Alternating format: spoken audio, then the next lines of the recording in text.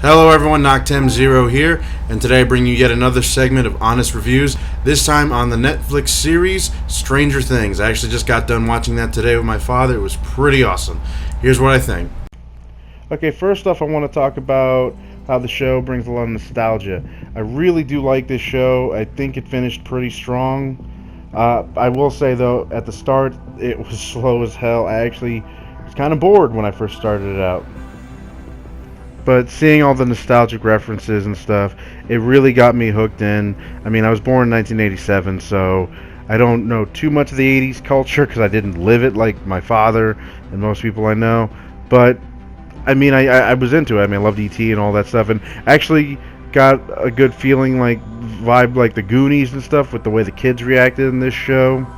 I will also say that the cast in this show was they were awesome. They did a good job. The guy who played the chief, I remembered him from what's it called, the Green Hornet, and he was also in that one cop movie with Jake Gyllenhaal or whatever. And he always plays a jackass in everything he's in. So it was refreshing to see him play a protagonist and actually go from his jackass persona. Because really, when he starts out in this show, you really don't like this guy. But then he starts showing that he cares, that he has a heart. But honestly, the cops in this show made me think of the characters from The Simpsons. I mean, you'll know what I mean when you see them. It's pretty hilarious. I will say also the 80s music as well, the 80s style of music, that drew me in. I liked the intro especially, and the way the neon look for the title card, that worked for it as well. And they kept calling everything a chapter. That helped as well. It was like almost as if I was like reading a Stephen King novel or something from way back when. The music also made me think of the movie It Follows. I don't think it was the same composer though.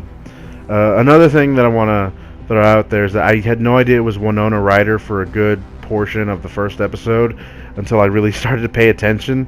Because I love Winona Ryder, loved her in Edward Scissorhands, and what is it? She was in a lot of movies back then, but that's the only one that comes to mind. And I'm glad to see that she's actually still acting. It's refreshing because you don't really hear much about them nowadays. So this is nice right here. The kids in this show. I mean, I don't see too many good child actors nowadays, and these kids they brought a lot of heart to it.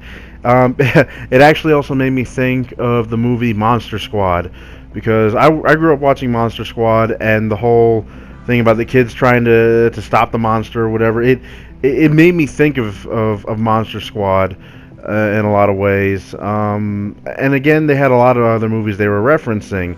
I mean, yes, E.T. was one of them, the Goonies, even what's it called? The Lost Boys. Even though it's not in reference, it was a nice throwback, because back then, I mean, when it came to these kinds of monster movies with the kids trying to deal with whatever situation, it was always something that the kids end up handling instead of the adults. Now, they also had the whole teenager subplot stuff that they had as well. I mean, every character has their own little story, but they all interwoven together at some point or another. I don't want to spoil anything, because I really feel like you guys should definitely check it out as soon as you can. It's on Netflix. It's not too long of a series. It's really 8 episodes long. To me, I wish it was maybe a couple more episodes so they can flesh it out some more. But at the same time, with what they had, it didn't look like they could have done much more with the way the story was going out. Let's see now. Now, even though the show was done 80s wise, they were able to modernize it in some aspects. I do wish that there was a lot more things they could have talked about. But that's the whole point of this. It's supposed to leave you in a sort of wondering, like, mystery type deal. Because no matter what, you're still left with a lot more questions than answers once the show's done. It also had a lot of nice references to Silent Hill, with which I'm not going to mention. It's more or less you discover that. I do like their talk of science, though. I mean, the way they were talking about interdimensional travel and all that, which when you see the show, they'll talk about that. And I just got to say, this show was fun to watch. I mean, it's slow starting, so it's not something that you just are going to like right away, but it picks up and then it just takes off, and it's great. And I really, really hope that more people check it out. I mean, this show's already blowing up without me having to really talk about it, but I want to get my voice out there about it. It's awesome. You guys should definitely check it out. And just really, I would like to hear what you guys think. So please like, share, and subscribe to my channel. Share this video as much as you can.